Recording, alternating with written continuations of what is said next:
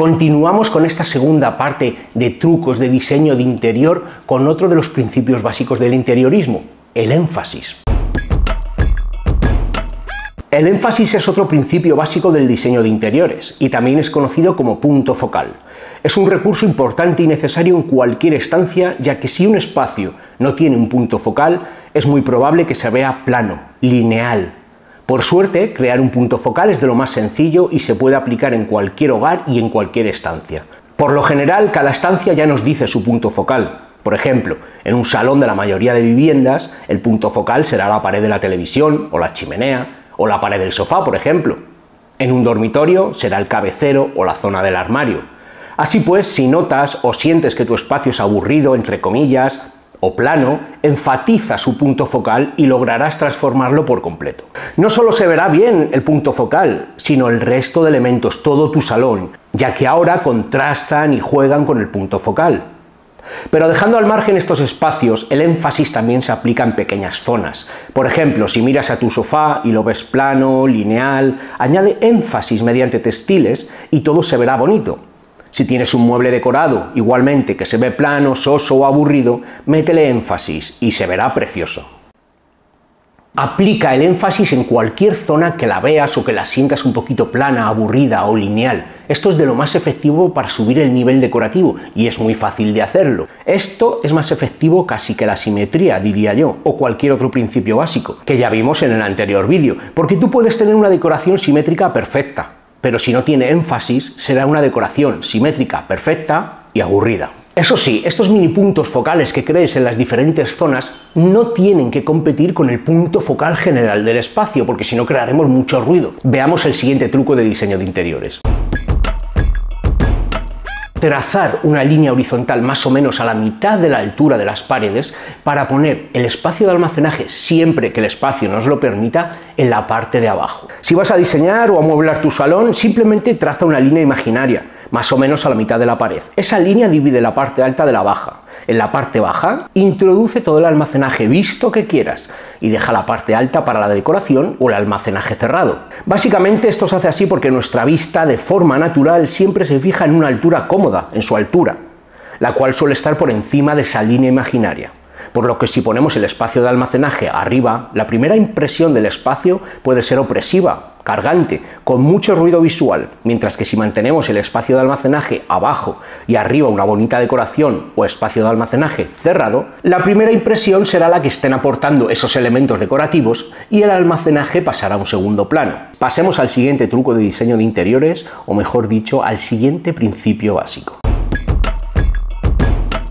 La escala y la proporción es otro de los principios básicos del diseño de interiores y, como todos ellos, al ser principios básicos, es de lo más importante. Para mí diría que es uno de los más importantes y, aunque puedan parecer lo mismo, escala y proporción son dos conceptos distintos. Vamos a verlos. La escala es la relación entre el tamaño de un elemento y el tamaño de la estancia en la que se encuentra. Un buen ejemplo sería el tamaño de un sofá respecto al tamaño del salón. Si elegimos un sofá demasiado grande, este se comerá todo el terreno y hará que el salón se sienta cargado, con poca armonía y también poco cómodo. Y si lo cogemos demasiado pequeño, además de que es probable de que no cumpla con nuestras necesidades a la hora de sentarnos, quedará completamente también fuera de lugar. Sin embargo, la proporción es la relación entre un elemento dentro de una estancia y otro. Siguiendo con el sofá, un ejemplo de proporción sería el tamaño de la mesa de centro respecto al sofá. Es decir, el tamaño de un elemento en relación a otro dentro de una estancia. Si elegimos una mesa de centro muy pequeña, quedará completamente desproporcionada, y si la elegimos demasiado grande, también. Por lo tanto, cuando vayamos a amueblar un espacio y apliquemos el principio básico de la escala y la proporción, deberemos elegir elementos que guarden una escala acorde al espacio que van a entrar, escala, pero también armonía entre ellos, proporción. Después de ver esto puede que te estés preguntando, vale, entiendo el concepto, pero ¿cómo sé yo qué muebles están proporcionados o cómo sé yo qué muebles están a escala? Esta es una pregunta muy difícil de responder porque la mayoría de veces esto se hace a ojo. Pero si quieres algo más definido, para empezar, puedes ver este vídeo donde vamos a ver medidas exactas de muebles y proporciones que te pueden ayudar. También puedes investigar por tu cuenta la proporción áurea, también puedes estudiar por tu cuenta la proporción 60-40, que viene a decir algo muy similar a la proporción áurea, pero de forma mucho más resumida. O también puedes estudiar el principio de los 3/3. Estas reglas son un poquito más complejas y más extensas y las veremos en más vídeos adelante, dedicándole un vídeo a cada regla para que las comprendamos bien, pero de momento puedes ir informándote por tu propia cuenta. Bien, dicho esto y habiendo visto estas reglas, mi mayor consejo es que te olvides de todas ellas y saques al interiorista, al decorador que llevas dentro. Si vas a comprar un mueble para la televisión y tu televisión mide, por poner un ejemplo, 1,5 metros de ancho, es obvio a la vista, queda mal a la vista que si ponemos un mueble más pequeño, la proporción es ridícula, se verá mal, tú misma ves que eso queda mal, ¿verdad? En este caso necesitaríamos un mueble más grande que la tele para que quede proporcionado. Ocurre muchas veces que miramos una estancia de nuestra casa, nuestro salón o cualquier otro espacio y no terminamos de verlo bien. Quizá nos parece demasiado recargado o demasiado vacío, pero no sabemos determinar cómo es o qué le sobra o qué hay que añadirle. Bien, esto es porque la proporción entre espacio negativo y espacio positivo no es buena, no tiene armonía esta proporción. El espacio negativo y el espacio positivo es otro de los recursos de diseño de interiores que nos puede ayudar a lograr armonía en cualquier estancia. El espacio positivo es todo aquel espacio que está ocupado por muebles, decoración, etc. Y el espacio negativo son todas las áreas vacías que hay alrededor de los objetos, es decir, del espacio positivo.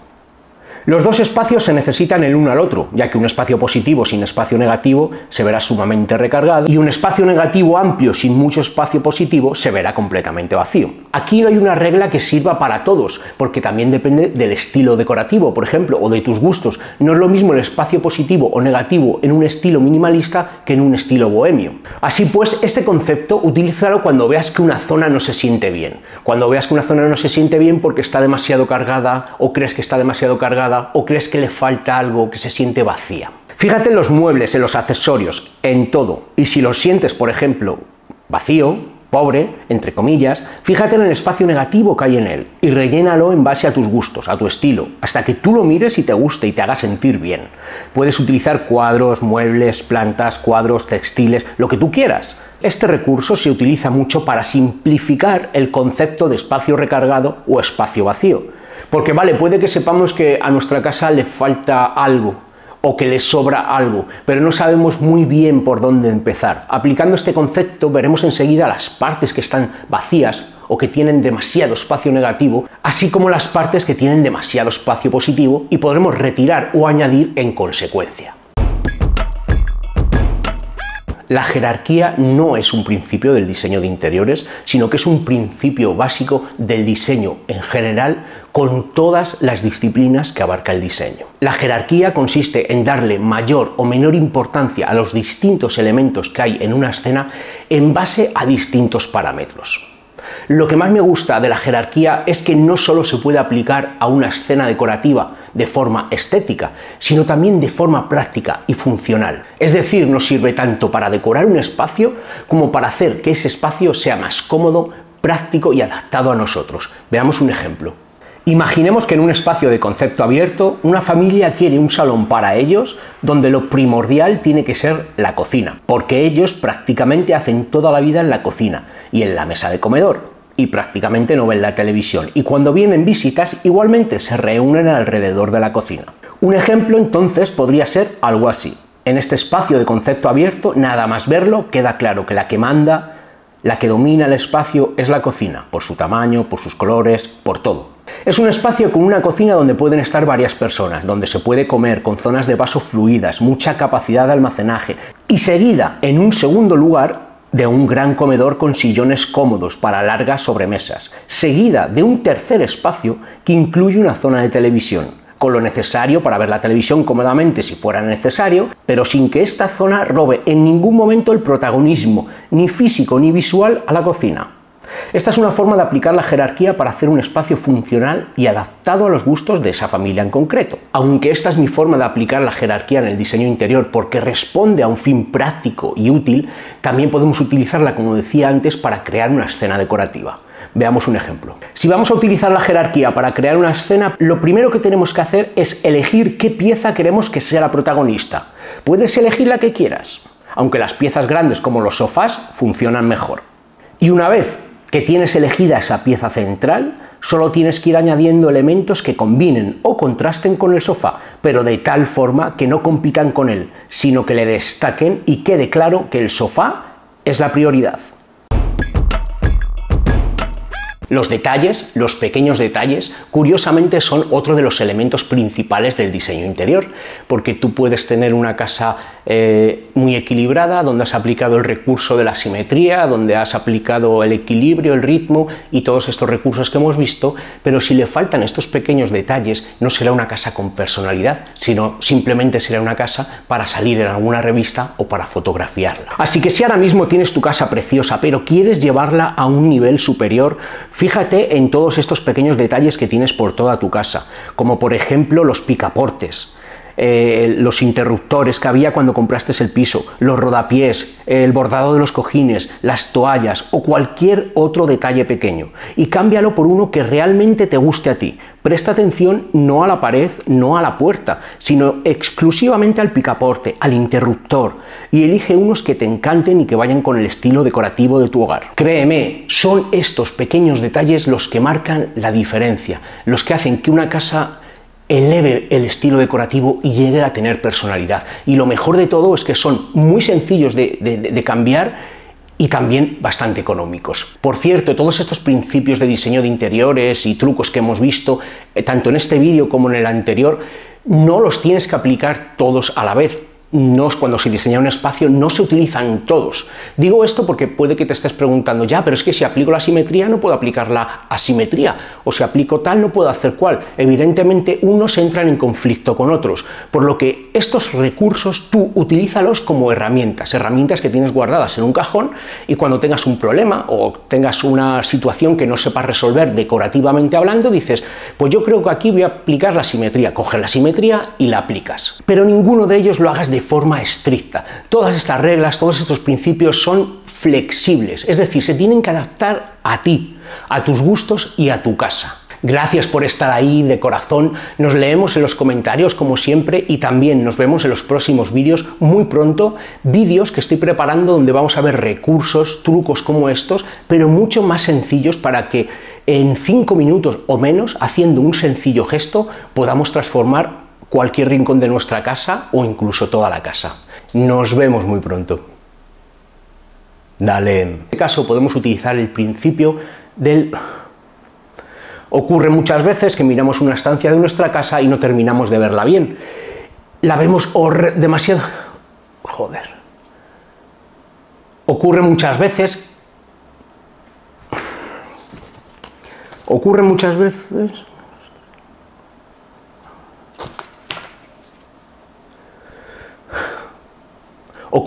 veces que miramos una estancia. Bien, esto se debe a... Me cago en...